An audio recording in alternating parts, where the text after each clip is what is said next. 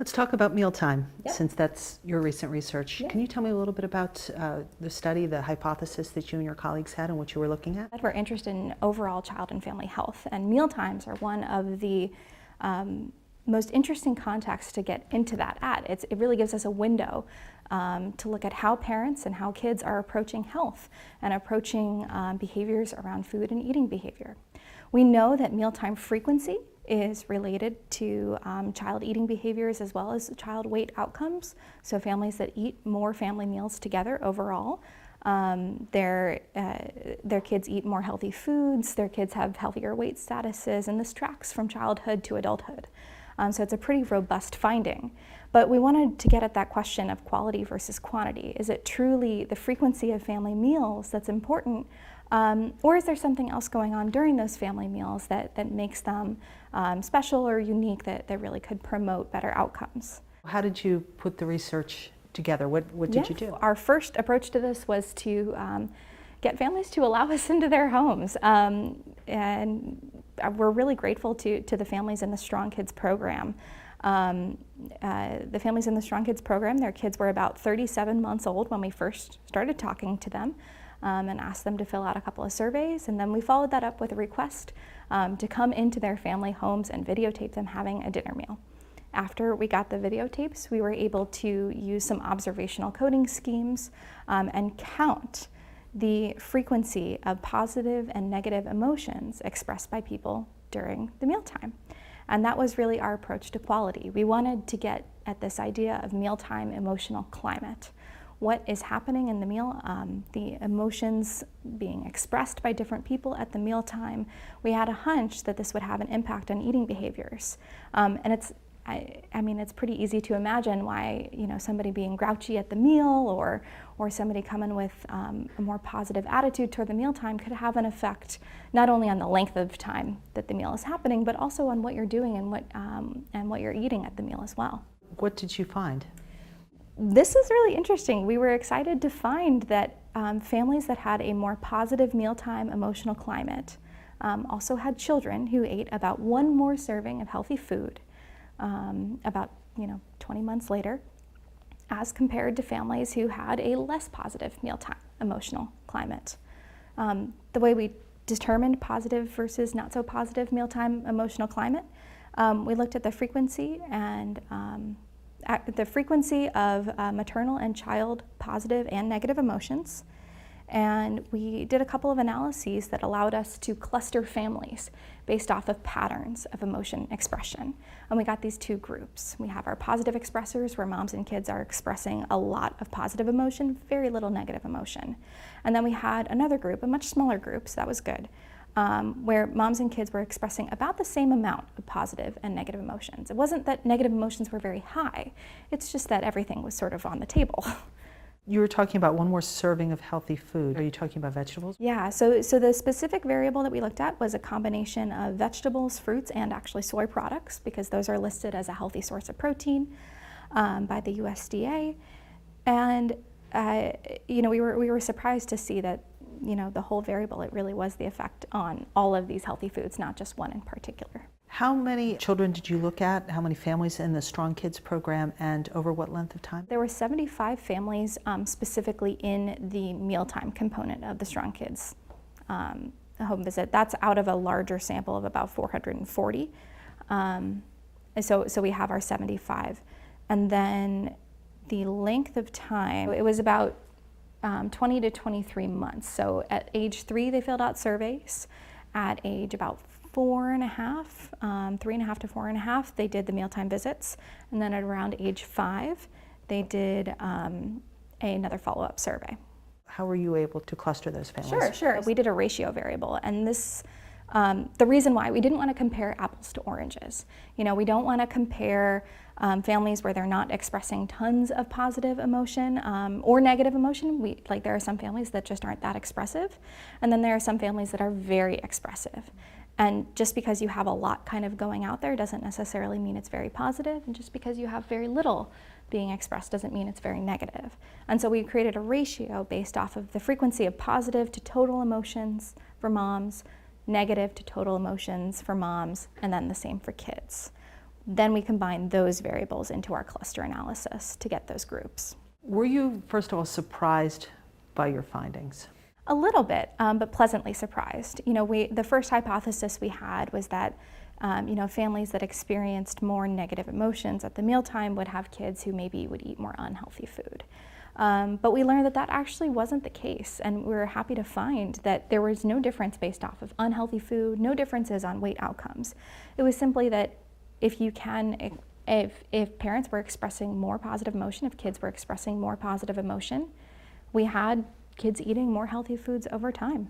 What do these findings suggest? These findings are saying that emotions matter, mealtimes matter, and that if we can help parents create a more positive mealtime emotional climate, then perhaps we can have an impact on children's diets. How do we go about creating this positive mealtime environment? There are a lot of ways to do that, and we don't want to give one size fits all prescription for all parents. We know that mealtimes are hard, kids are picky, this one doesn't want their food to touch, and this one doesn't like broccoli today, and it's difficult, right?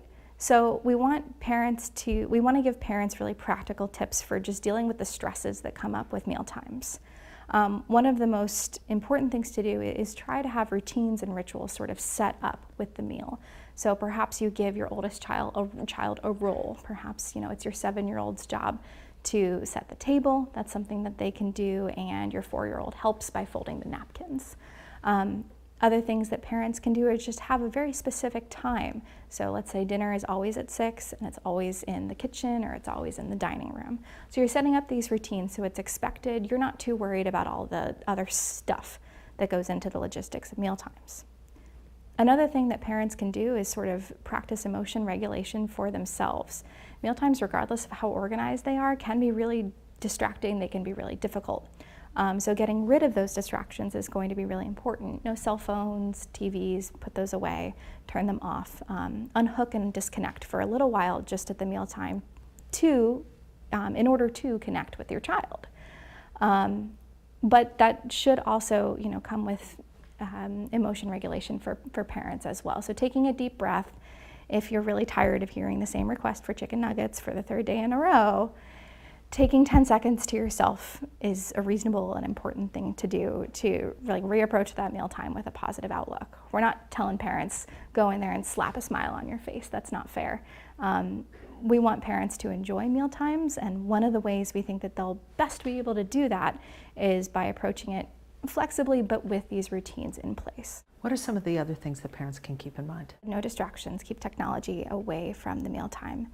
Another thing that you can do is try to get kids involved in food preparation. One of the other things that our study found was that one of the predictors of a positive mealtime emotional climate was food involvement for kids. And that was really exciting because it means that kids who are more involved, for example, in meal preparation, choosing the foods that they're having for dinner, or even helping to cook in small ways, these things can absolutely have an effect on the positive climate of the mealtime. One of the reasons why we think that kids are going to like things that they make more themselves, and that'll give them that sort of connection with their parents. But there are a lot of other tips that we have for parents, and one of the places you can go for this information is at the Family Resiliency Center's website. We have a series of public service announcements called Mealtime Minutes, where we go over some of the stresses that come up during mealtimes, like sibling conflict or chaos or disorganization, balancing work-life stress, and we give some practical tips and suggestions for how parents can help deal with these things. If you had a top 5 for parents, what would it be? I would say getting children involved with food, eliminating distractions, practicing emotion regulation for yourself, setting routines, and keeping your expectations reasonable. So perhaps not expecting, your 18-month-old to sit all the way through the mealtime quietly with good manners, but trying to teach your children the things that they need to do to sit at the family meal and make this an enjoyable experience later on. What are the next steps? Do you have other things that you and your colleagues want to research? We've actually replicated this study in a sample of 18 to 24-month-old kids. So our study is really focused on preschoolers. We want to go younger and see if we can find the same results, and if there's anything else that's coming out of those meal times, because we know when kids are transitioning from primarily milk and formula-based diet to a solid adult food diet. There are lots of fun things that come up. New foods are scary, and so we want to make it as easy as possible for parents to get through that big transition. So that's one thing we're working on right now.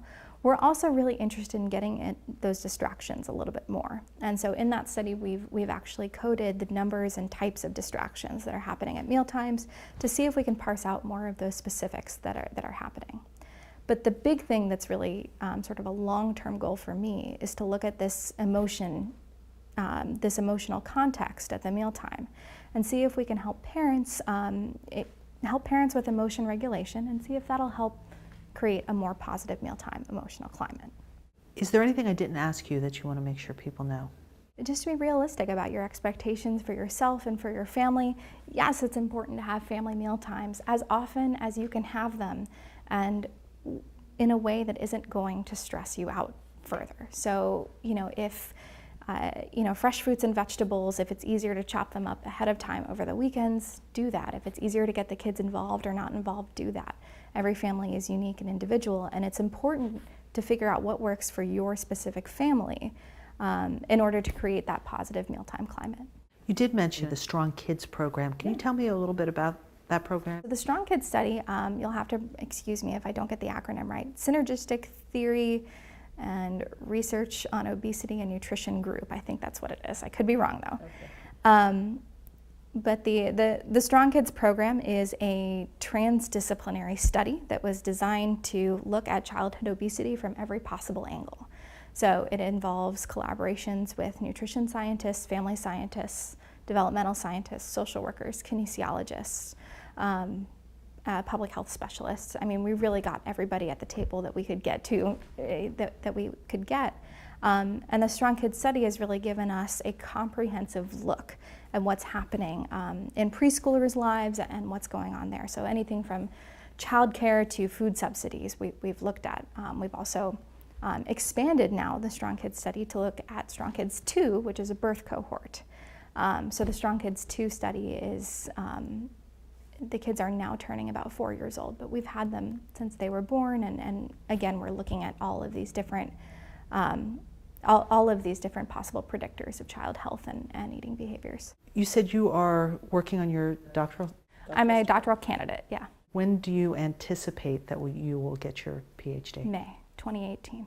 Tell me where you got your undergraduate and your master's. Indiana University. I went there for my Bachelor of Arts in Psychology and Criminal Justice. And then I came to University of Illinois on the USDA-funded ITOP program. It's called the Illinois Transdisciplinary Obesity Prevention Program, so ITOP. And that was a transdisciplinary training program that gave me a foundational background in public health, along with 11 other students. And we all went on to get PhDs in 5 different fields. And so my cohort is not only made of students in human development and family studies, but also students in kinesiology, community health, social work, nutrition, economics. Wow, so that's pretty broad. Yeah, it's very broad, but childhood obesity is a really complex topic, and you need to approach it with respect for that complexity. And one of the goals of the ITOP program was to make sure that the next generation of scientists was able to do that and work together and speak the same language in order to achieve that goal. You're about to get your doctorate. Can you tell me what your expertise will be in? I'm getting my doctorate in human development and family studies. I am a developmental and family scientist, and so that means that I study children in the context of what's going on in families. My expertise is particularly in child and family health. So I'm really interested in how do we teach kids to do certain health behaviors? How can we help parents help their children? And what's going on in the average family home that makes it easier or harder to create these contexts that are good for child health?